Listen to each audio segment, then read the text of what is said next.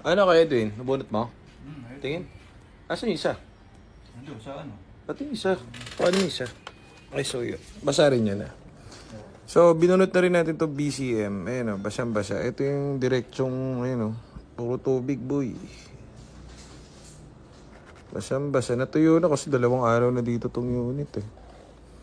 So, ayun o. Basa, boy. Nagawa ko man yung RFA. So, dito rin yung nakadikit. Nakakonect. So, kahit anong gawa ko doon sa RFA, wala rin. Okay, so dito yan. Connected.